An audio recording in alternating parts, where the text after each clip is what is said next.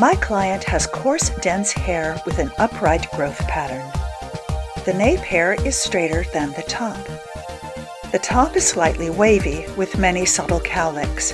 Her occipital is round, making her hair appear even thicker than it is. She is an athlete and wants a hairstyle that is easy to care for and can tolerate a good sweat under a protective helmet. She likes short hair, and I would describe her current fashion aesthetic as chucky high-top rocker femme. I love cutting her hair. We decide on an undercut style that will keep her cool during vigorous exercise and which keeps all the hair volume high on her head. She likes her style to be both feminine and edgy, so there will be lots of spiky texture with softness around the face. Cutting with Gearhead layering technique guarantees the texture is exactly where I want it and makes this cut easy to duplicate with every trim. I will be using electric clippers with detachable blades, a guarded straight razor, shears, and a tail comb. I prep her hair with a suitable cutting lotion for her texture. I pin the top hair and the temple hairlines out of the way. I draw a zigzag line between the upper and lower hair.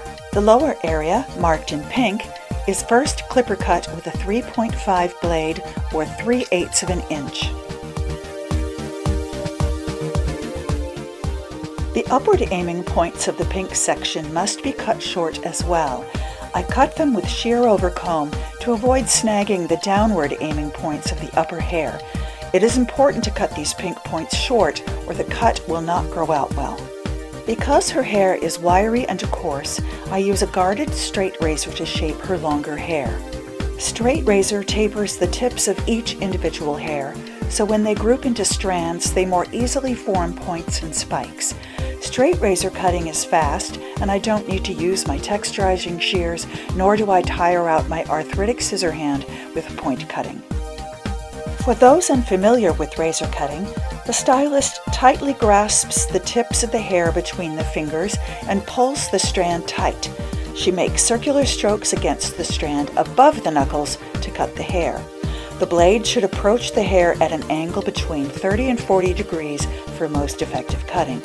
Razor cutting can be hazardous even with a guard on the blade, so proceed at your own risk. For those unaccustomed to straight razors, point cutting with shears from low to high works perfectly well. For softness, take many low-angled cuts. For rough texture, take fewer, higher-angled cuts.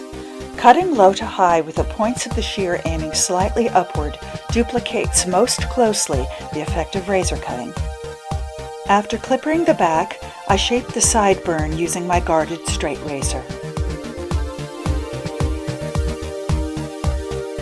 Using a traveling guide, I work my way around the head, picking up more or less vertical subsections from the crest line. The zigzagged boundary between the longer top hair and the buzzed area automatically creates points of hair to drape over the undercut. The length to which this perimeter hair falls on the head is negotiable. My client likes it to hit more or less parallel to the floor, with the low points of the perimeter barely grazing the occipital bone. This gives her plenty grow-out time between cuts.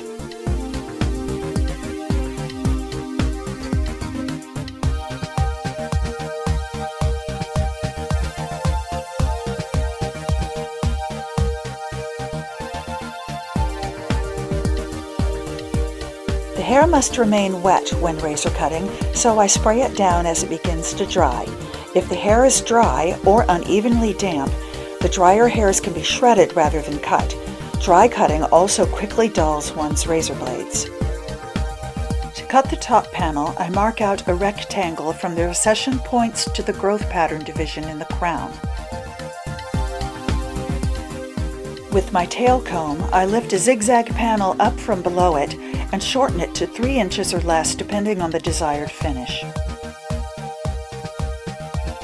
Next, I comb forward and flat the rectangle above the growth pattern division.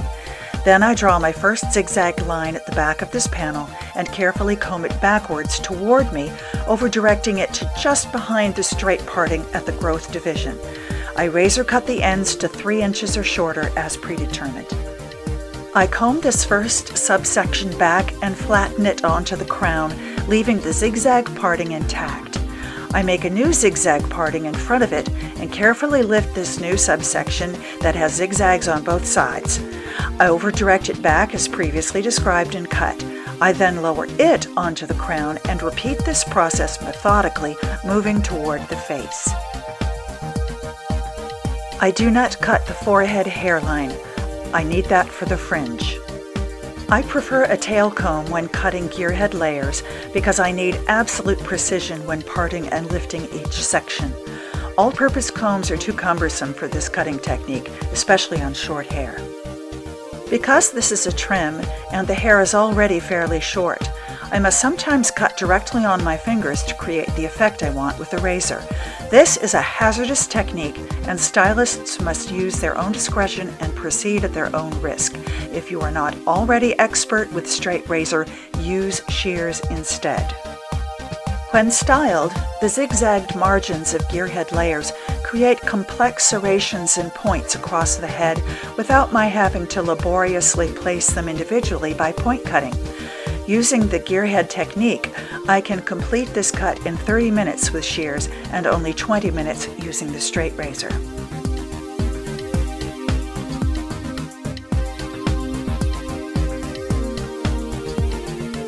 Once the top is cut, I check the mirror and tweak as necessary for balance and symmetry.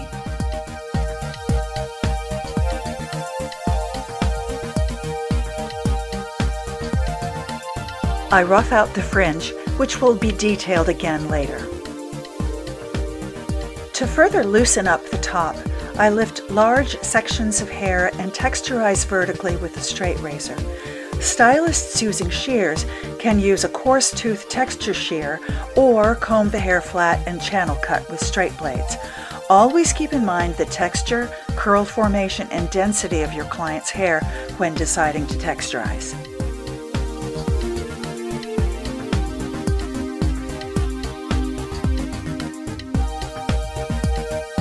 My client prefers a fringe short enough that she can see when wearing a sports helmet. She has cowlicks on both corners of her forehead, so her hair springs up more there.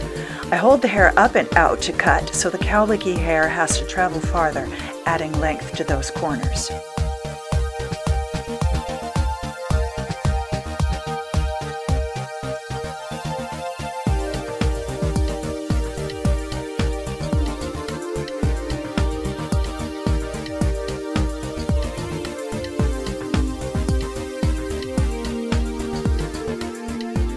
I shape the back hairline with my guarded straight razor.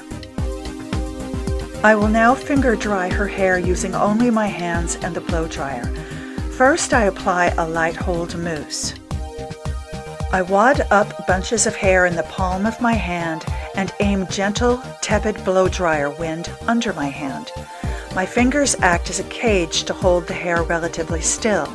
This technique activates natural curl and prevents the hair from looking overstyled. As I move around her head, I check the mirror frequently to see how the volume develops. The mirror is my best friend.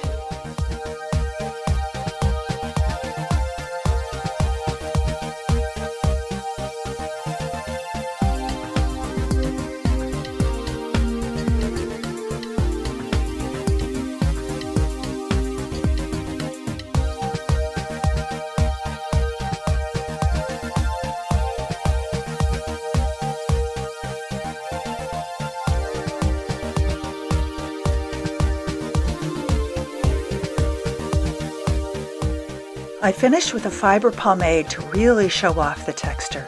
The result is fabulous. If you enjoyed this video, please subscribe and send it to your stylist so they can cut it for you. Cheers!